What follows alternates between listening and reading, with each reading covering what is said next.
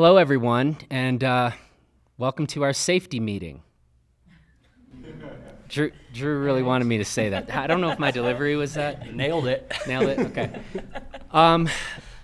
Yeah, welcome to another session of BLISTER Summit panels.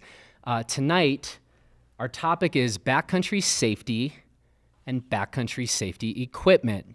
And I admit, when I was originally thinking about this panel session, I thought this might actually be more of a gear-focused conversation about the state of backcountry safety equipment.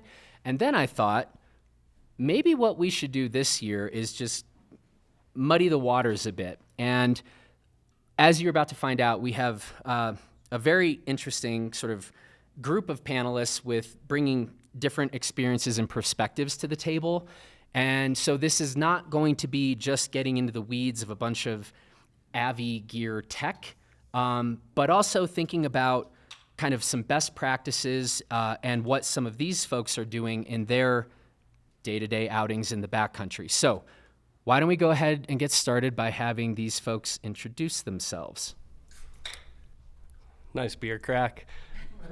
My name's Drew Petersen. It feels awkward to be the first one introducing myself on this panel because I definitely have the least number of official. Don't say years. He's like, I'm the youngest by far. We'll leave it at that. But I'm a professional skier, and the reason I'm on this panel is because I ski in the backcountry a lot in my professional skiing career. The majority of what I do is tell stories through written word, photos, and making ski films. And all of that happens in the backcountry. And as well, I also have taught youth Avalanche classes before. Zach. Me. My name is Zach Guy. I'm currently the lead forecaster for the Crest Butte Avalanche Center here in the Valley. I'm also younger than all the old farts to my right. And let's see, I moved to the Valley about 10 years ago, started as an intern at Irwin and worked my way up the ranks as a guide in snow safety there, and then got involved with the Avalanche Center. Also moved to Montana for 3 years to work as the director of the Flathead Avalanche Center, and I missed it here, so I came back. I'm the co-dance liaison with Megan and the cat, and she'll tell you about that. Wow. Megan. Hello, everyone. I'm Megan Paden. I started out as a professional packer for Irwin, and they quickly hired me on as a guide, which was great. I think they needed some girls, and I was stoked for the opportunity. So I worked with the old lodge, and then when they closed down, I went to patrol for 13 years. And then I went back to the 11 and Irwin. I think it's close to 12 years ago now. And I also run the snow safety team currently for the Elk Mountain Grand Traverse. And I have done a little bit of everything with that race, including made my way to Aspen in the 90s with 3/4-inch edges and scaled skis. So that was interesting. I'm happy to be on this side of it now. But yeah, and just immerse myself in winter as much as I can. So thank you for inviting me. And what was the thing about the co-dance partner? Oh, yeah. So Zach and I work together. I actually am guide mentor. So back in the day, we were doing skits. So just entertaining our guests during some less than ideal conditions. Some might call it crust, Ken. No. But yeah, now I watch YouTube videos of him and Mary and try and keep up. Got it. And Bruce. Wow, those are some tough boots to fill there. But yeah, Bruce Edgerly, I'm co-founder of Backcountry Access, Inc., BCA. We make snow safety equipment and tracker, avalanche transceivers, float airbags. And yeah, we I'm glad to hear that we're not going to get too deep into the weeds on gear, because gear, to me, is just a part of the whole equation. We make gear, but the reason I'm in the industry is because I love saving lives, and I love skiing with the people that I skied with all week. We had a ball all week long. The terrain was awesome. The conditions were great. And that's I should have retired 6 years ago, but I'm still in it because I love it. And I think I want to stay with Bruce for a minute, but, you know, I think the good news is that, say, in terms of backcountry travel and backcountry skiing even 10 years ago, I do think that, you know, there is more talk, and please correct me if any of you disagree with this. I think there is more talk and emphasis about education than there used to be, but I also wonder a bit about, as some of the backcountry gear gets more sophisticated, whether that's in terms of beacons or whether that's in terms of Avi packs and the rest, how we think about this. I mean, is there perhaps a temptation? Have you all maybe heard some of this where someone's like, well, I don't know, I just kind of bought the right stuff, so I assume I'm good to go ahead out there? Bruce, thoughts? No, I think we're kind of beyond that. I think that maybe 20 years ago might have been the case, but I think thanks to Airy, which was founded here in Gunnison, they've really kind of popularized Avalanche education. And I think that the message is out that education is first, gear is next. So we're really excited to have been in partnership with Airy from day one. And I think we have a lot to thank those guys for there. Megan, you end up working with a bunch of different people. What is your take on this state of how folks that you're out guiding, or, you know, participants in the GT, like, how are people thinking about this question of travel and gear? Well, I absolutely respect what Edge said. I do think that area has been amazing with education, and there is a focus on education, but it seems like there's so many people that are entering the backcountry, and it's becoming such a popular sport. And even with our guides, I see credentials and you know, big missions getting tackled really early in the career. I can't say that that didn't exist before, because looking back at my own history, I was a skier and a snowboarder back in the day, but I was a better snowboarder, and it made it more accessible for me to get into the backcountry. And I was definitely skiing, you know, terrain and lines outside of my knowledge, kind of during that ignorance is bliss period, and retreat it for several years. And now I'm back at it again with a whole new approach and new gear. But I do think that, you know, people can get ahead of themselves very quickly, and I see it happening. Zach? Thoughts? Yeah. Your turn. I mean, I think we see avalanche accidents where there's a full spectrum of people who don't have the gear still, and it's certainly, we need to continue to push that people like have all the essentials when they go out, and then there's well prepared people who have all the gear and all the training, and so there's a whole spectrum. Is that what you're kind of getting at? Yeah. So you'd say it is still full gamut, and it's not, or it'd be difficult, at least in this area, to say that, and I guess this is the question I want to ask, or just around here, it really is full spectrum, as opposed to it is primarily this level of, a person with this level of experience that's out there getting caught.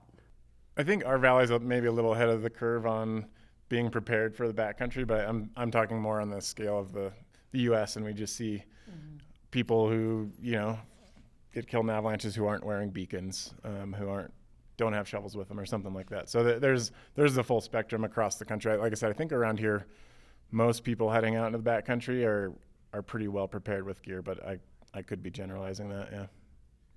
Drew, since you are so much younger, you know, than these three, I'm curious to get your take. I mean, when you're talking to fellow athletes, or just, you know, your friends and colleagues, where would you say we are, from your own perspective, in terms of the question of sort of education versus having the right gear, or what's the conversation, or what's the landscape look like to you? Yeah, Also, side note, as young as I am, that also means that I've been skiing in the backcountry for half my life. So just to clarify. But as far as the full spectrum, I do agree that we still see, everyone that has all the gear and all the education. And we also see people out there that don't have any gear, don't have any education. And I will say, though, I think that the mean has shifted more towards having the right gear and being educated. But I do think, to the original question of if people are out there using gear sort of as an excuse to not need to know, I think that there has been a big shift towards education, and I think there has been a shift from gear sales and from gear manufacturers of making it very clear that the purchase price isn't what gets you the gear. Getting the gear and knowing how to use it is what gets you the gear. So I think that that's an important clarification. And then the last thing that I'll throw out there is I do still see people out there in the backcountry using gear as kind of blind courage, we'll say. For instance, like I saw a guy in Cook City, Montana last year buy a beacon off the shelf. The cashier showed him how to turn it on. You're good to go. Like, who knows if he had a shovel and probe, and, who knows if he even knows how to push it into search, and, not trying to talk trash on him, but I think that stuff is still out there. And like even this week, I was skiing a 2-foot storm, phenomenal powder day, and I saw 2 different guys who were skiing solo, and both of them had airbag packs on with the trigger out. And I personally think if you got the trigger out, you're using that as a little bit too much false confidence when you're skiing alone. Well, that's an interesting one. I'd love to hear the rest of your thoughts on that. If you have the trigger out, you might already be in a spot that maybe you shouldn't be. I'll also add that was people skiing alone. Mm-hmm. I'll jump in there and say, like, the airbag's not going to work unless the trigger's out.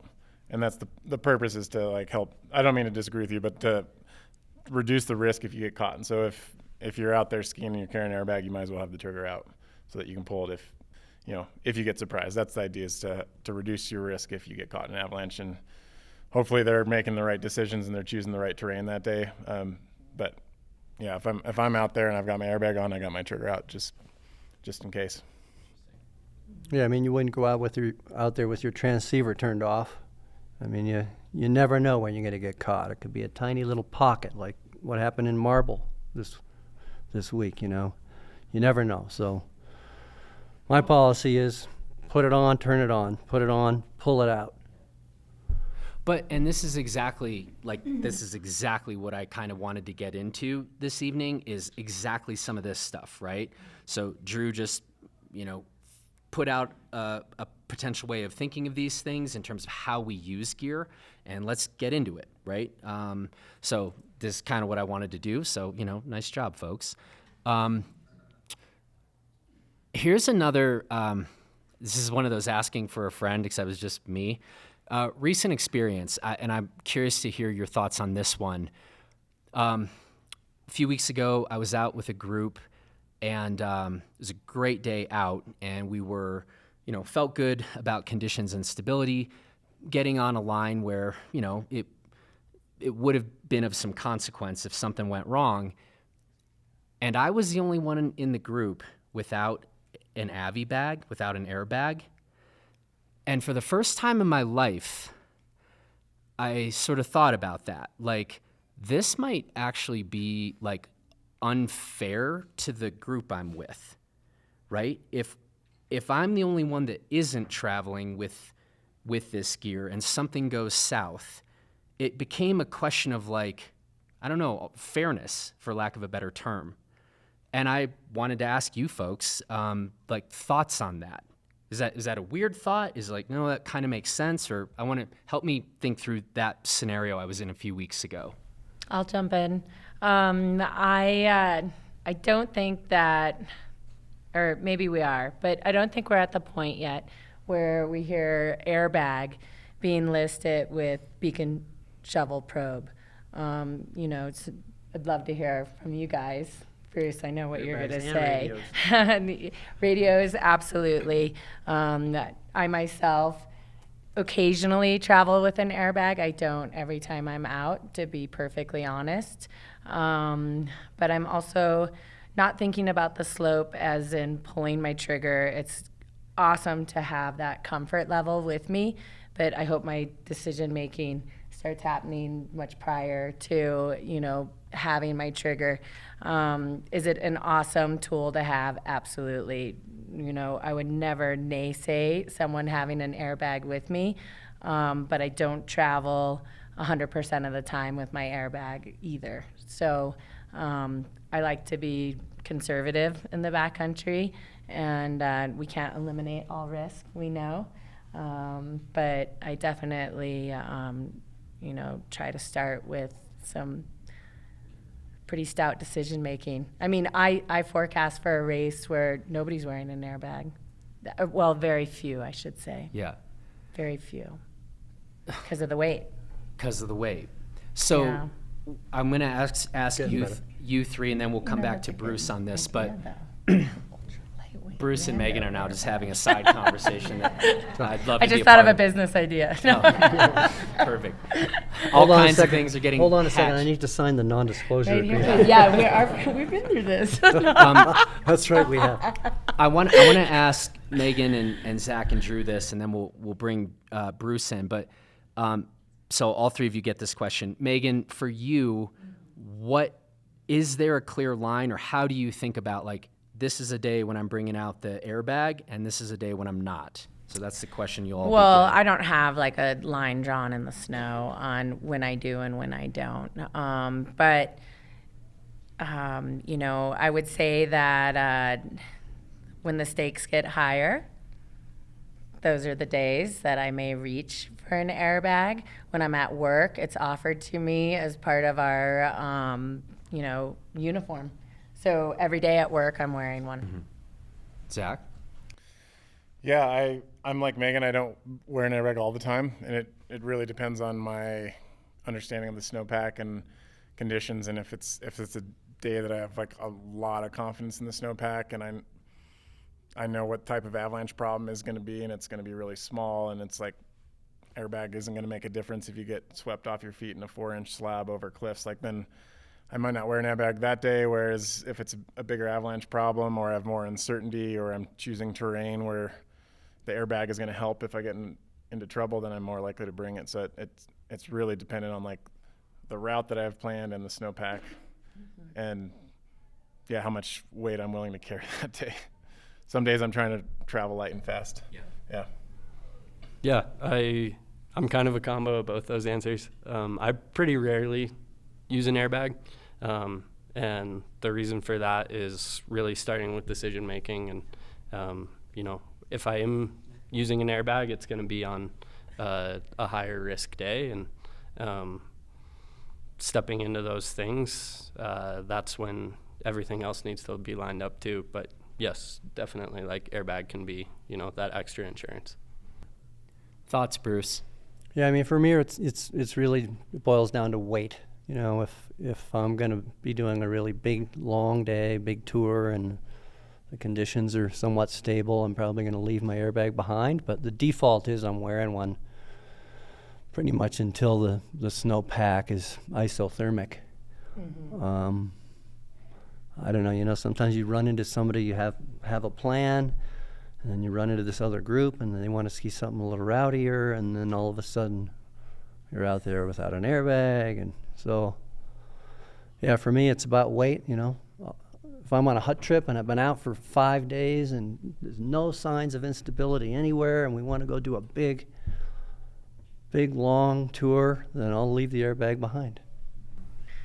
I always want my airbag when I leave for the friend's hut for snow safety for the Elk Mountain Grand Traverse, but it's a 6-night push when I'm out there, and I can't fit everything in the pack, the airbag pack I want to bring. I've tried. I need help with packing, honestly, probably. But that's the one time when I'm out there, patrolling those slopes, and those slopes are great candidates also for airbags. And we're, ski cutting and moving into a little uncertainty as we start our week out there, because we go out for a week prior to forecast and get familiar with the snowpack before we even think about making decisions for that race. But I would love a 40-liter super ultra lightweight airbag, please. She just turns, stares at Bruce. Oh, for like Do we make those, $19.95? $19.95? Please. I think that's And kind of only weighs synonymous. I second that. 6 pounds. It's kind of synonymous though when yeah. we're talking about weight. Like every time that I'm considering weight with an airbag, I'm also considering space in my pack. That's just the core part of what it is until Bruce makes his pack. Let me show you the floaty too. Bruce and I were just talking about that last night. So here's another thought. Listening to you talk about the question for all of you, when you bring an airbag and when you don't, I had the thought, wow, these people all sound very sophisticated, very clear, in terms of the zones they're entering into. And it reminds me of the ski boot panel session we were having the other day, where we were talking about there are some people, perhaps some people in this room, who are maybe spending 80 to 100 days a year in ski boots. We were also talking about the average numbers the average skier days, the average number of ski days that people get, and if that is something around maybe 5 a year.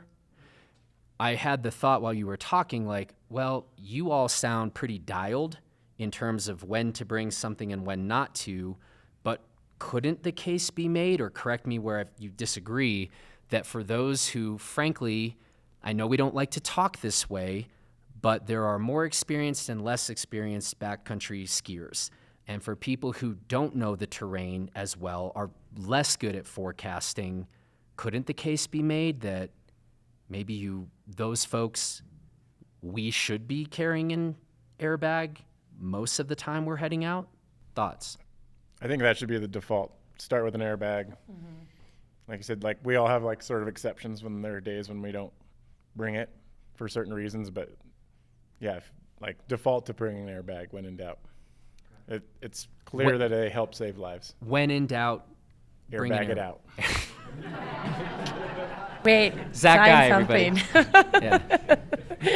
No, I agree with Zach. I mean, in touching base on what he said earlier, it just opens up a higher level of uncertainty, because there's not the we're in the field every day. We're pretty familiar, or we'd like to feel like we're pretty familiar with what's going on with our snowpack. And I think as that uncertainty increases, bring out all the bells and whistles for sure. When you're making those decisions on your own and you're uncertain, I think having an airbag is just another tool. Yeah, I would say most of the new users that I've seen out, the new folks that are getting into the sport, often tend to be over prepared. Like they've got all the bells and whistles.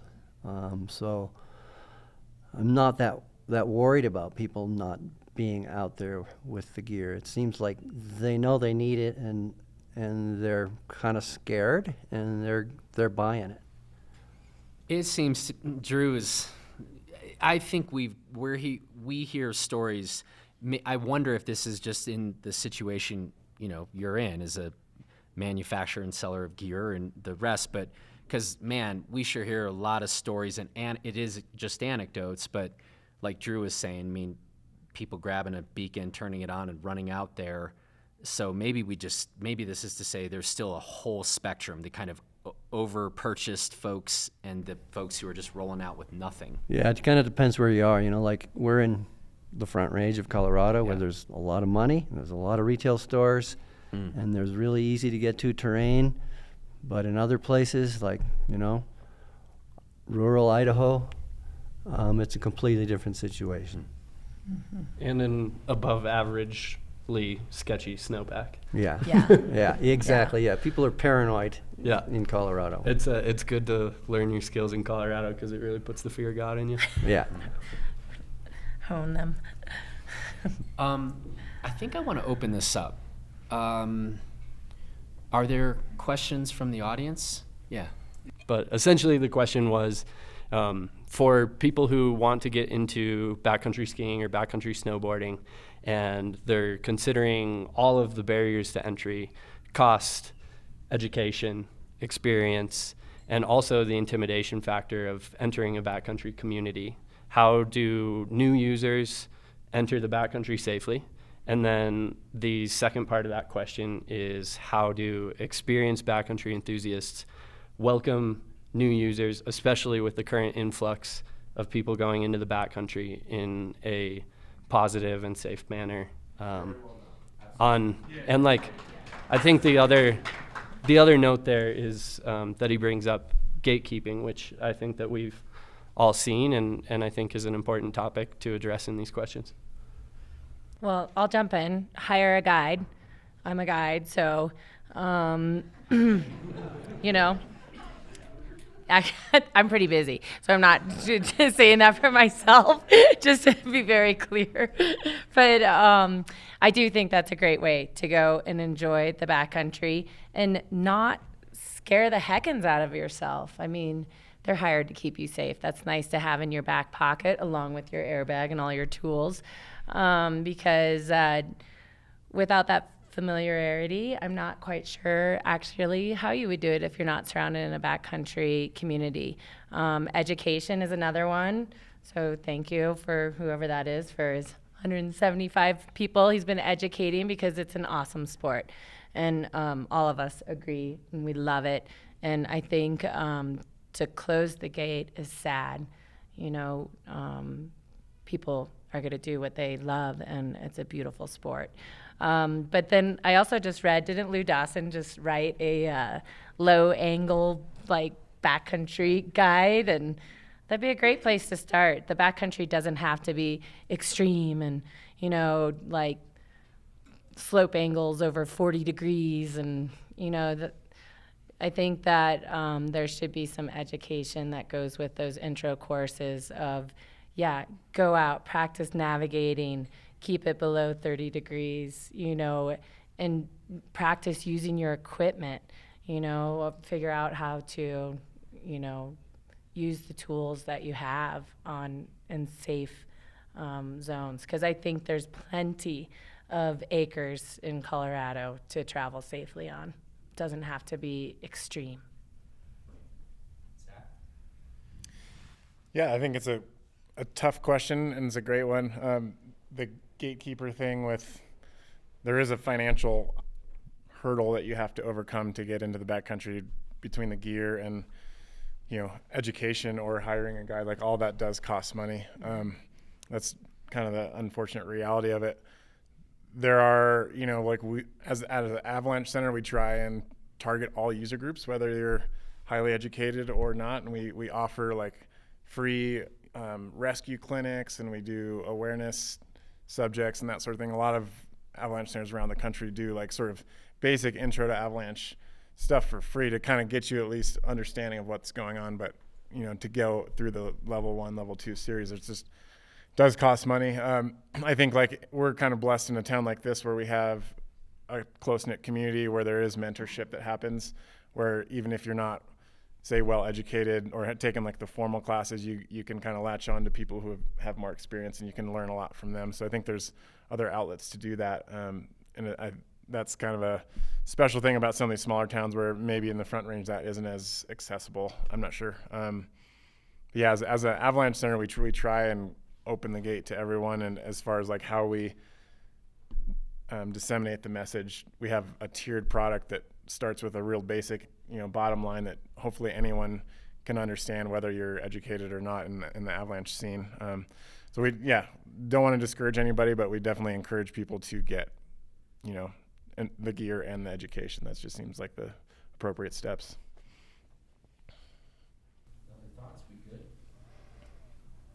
Well, I guess, you know, Well, on the subject of gatekeeping, I guess, people put value on first tracks and, secret stashes and things, but other people put value on people. So, one reason I like skiing is because I can ski with people. So I actually enjoy running into people on the skin track.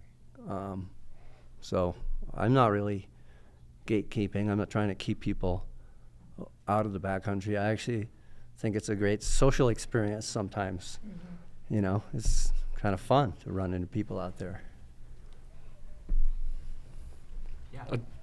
Do you mind if I add a couple things? Oh yeah, go for it. Yeah. So I think first off, on the first question with people getting into the backcountry, cost is certainly one of the greatest barriers of entry, and it's really difficult to sit up here, as somebody privileged enough to have gotten into the backcountry at a young age, but you really can't put a price on your life. So, like, as brutal as the economic barrier to entry is, it is because we're talking about serious consequences out there, including death. So that is one thing to consider, and I think that for people getting into backcountry skiing, it would be beneficial to take like a longevity mindset and really walk before you can run. Like, if you're getting into the backcountry, go into it with the mindset that I'm going to go for a walk in the mountains during the winter and start to educate myself. And, getting to ski the lines that you see in ski movies isn't going to happen on the first year. And for me, it took like 10 years to get to ski cool lines in good snow. And I think that that's something we could also do a better job of educating people, that that's not what you get to do every day you go skiing in the backcountry. But yeah, and I would also just encourage people who are entering the backcountry to,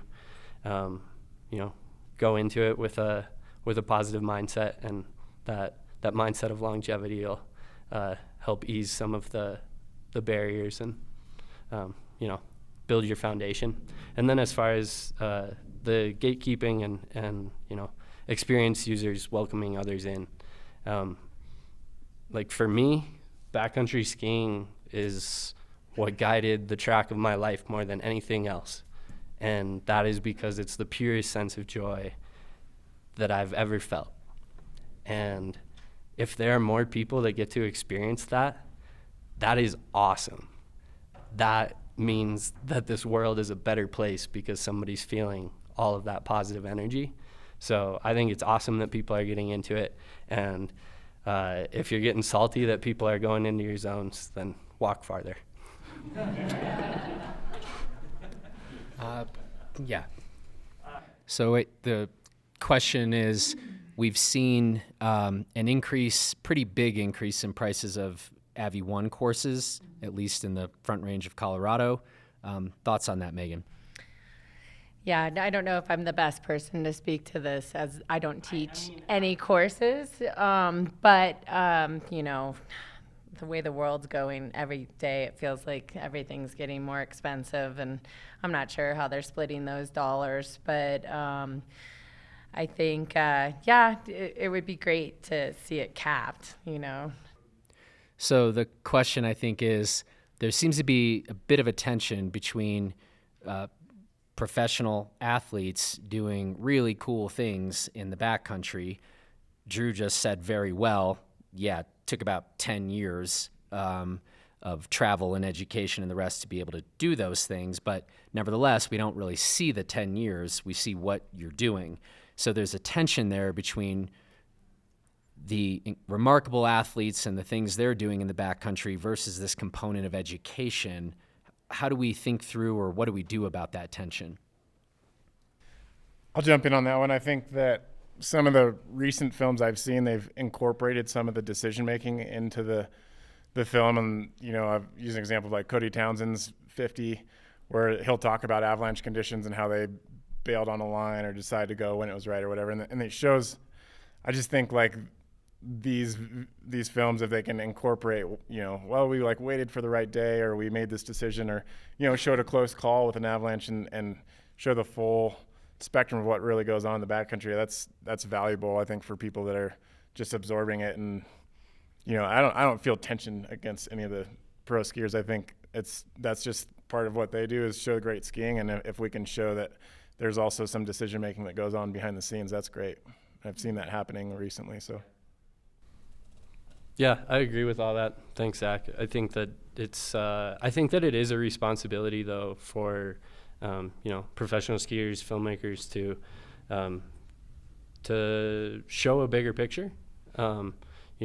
Like you mentioned, I think that the 50 project is really on the forefront of it, because what I love about what Cody and Bjarne are doing is they're showing decision making in like a really real, like relatable and authentic way.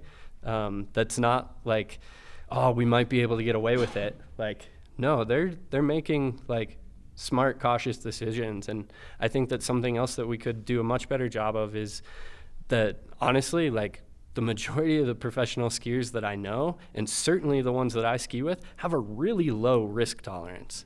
And I think that if we better illustrated that would certainly help. And I think also something that, beyond, just showing the process, I think that it's also important for us and a responsibility to also show, the days that aren't skiing a 50-degree line in perfect powder. Like, I think that it's also on us to show that we're going meadow skipping when the Avi danger's high. And like, that is a really fun experience. And I think that, that goes to the point of people getting into backcountry skiing. If they can see that is another fun version of it to get into, then I think that we would be doing our job better and serving the community better in that way. So thanks for asking. Yeah, just real quick, I think, nowadays where the media is so kind of long tail and there's so many opportunities to do your own thing rather than just focused on the mass kind of media channels, there's a lot more opportunity to show that kind of stuff. So a good example is, we were supporting TGR and MSP at times, but they would never be willing to work with us on just showing kind of some of the things behind the scenes that they do to prep for the shoots. And so we decided, well, we're just going to make our own content. And so now you might have seen we have this thing called our Send and Return series, where we actually show that, and we show people kind of backing off and doing plan B. And so I think there's a lot of great opportunities now that it's so easy to make your own content, where people that are interested in safety can push their message out just as easily as TGR can push their message out. Yeah, I would just echo that. Like, one of the films that I've made, one of the most popular moments in the film was me turning around shy of the summit because it was just getting too late in the day. And, I say it in there, the summit will always be there. Like, the goal is to go home at the end of the day. And I think that it's great that we're illustrating that more and more. And I think, too, like, one of the things that I've been working on with Salomon is we have a how to go backcountry skiing series. And, that's helping to get people into it a little bit easier so that they can watch a YouTube video at their house instead of being intimidated by asking the potential gatekeeper in the gear shop. And, showing the decisions and like the, what I would say the unsexy parts of backcountry skiing, because that's just as important. And, it goes to the point that if we help people learn to love the process, then they go into it with that mindset of longevity. I'm going to jump in real quick. We could do a Netflix binge-worth series on Zach Guy's forecast if you just go to the CBAC YouTube and stack them up. I mean, he lines it out, on when it's safe conditions, when it's not condition, when it's no-go conditions, what you need to watch out for, and it's a lot of fun. So good job, Zach. Yeah. We're not filmmakers, but he does dabble. So the question is, in each of your individual experiences, did you ever have a sort of wake-up call moment that influenced how you think about and your actual practices in the backcountry? For sure. I'm still getting back to some of the lines I skied when I was 24, 25 years old. I had all the courage and none of the knowledge, I would say, at that point in my life. And I was following around a really rowdy crew, and I got so scared that I chased myself into my first Avi one. And this is back in the late 90s. So, you know, they weren't even passing out certificates then when we were getting our Avi one. It was just like, good job, you know. So, I'm trying to think here, and one of you guys might be able to help me out with it. Is it Ian McCammon that has the curve in your professional career? And it would be great, you know, to look up. You should go. What's that? Yes, Dunning-Kruger effect. So I suggest, you know, going and looking this up, because my career follows that path. And I've lost a lot of friends. You know, my husband personally, it's just the risk he's not willing to take anymore. And so he doesn't join me so much in, you know, backcountry missions, I would say. He's out there a lot in different ways, but, you know, not for the high summit ski attempts. And so it's been a big road, and it comes with many chapters. Oh, yeah. Well, I could say, you know, from an industry perspective, we had a wake-up call, I would say, right after we introduced our tracker DTS Avalanche beacons. We were pretty cocky about what it could do and how much less you could practice and things. And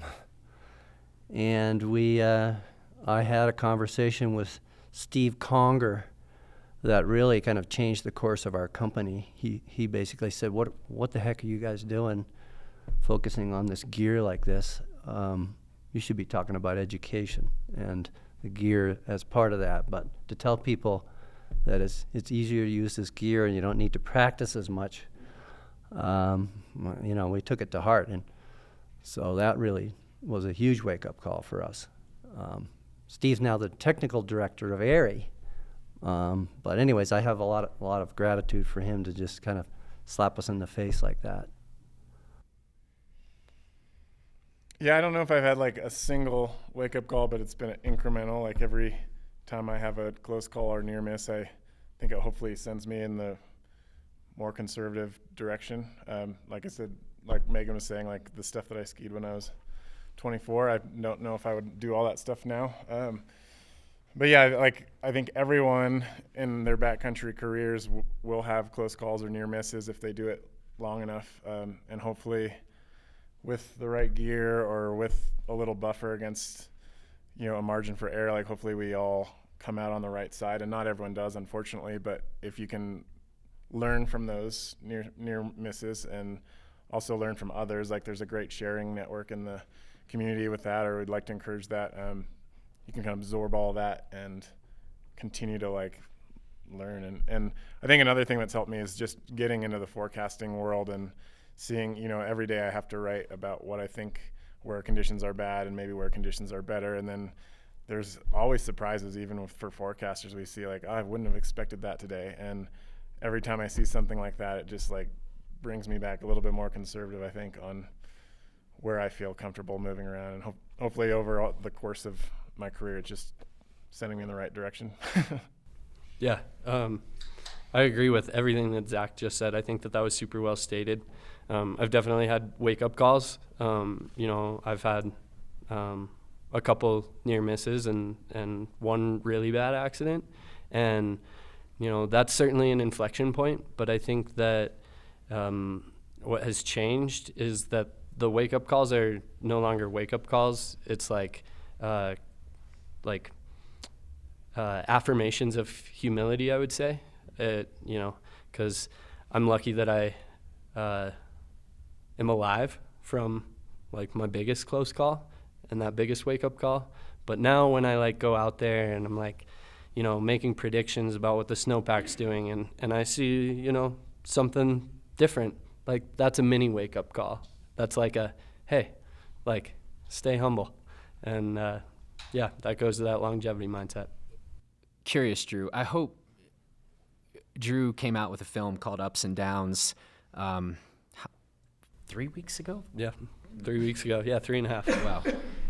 I'm curious if any of you haven't seen it yet, you need to see it. But I'm curious if the incident in that film, did that actually change any of your practices? Now, you've been doing this, as you've talked about, for 10 years, so the answer might be no. But That is the accident that I'm speaking to. That was my biggest wake-up call. For folks who haven't seen the film, I had an accident May 10th, 2017. I was climbing and skiing Mount Hood in Oregon, and the first rock to fall all day, at least that I know of, fell straight on top of me. It landed on the back of my head, the middle of my upper back, and on my left arm. And if I wasn't wearing a helmet that day, I would be dead. And that moment was a massive wake-up call. And I think going into it, I would still say that I had a cautious and humble mindset. But now I just leave a much wider margin. And, I build in methods and practices to just have a little bit more insurance. Simple things like making sure that my first aid kit in my pack is well stocked to stop the bleeding.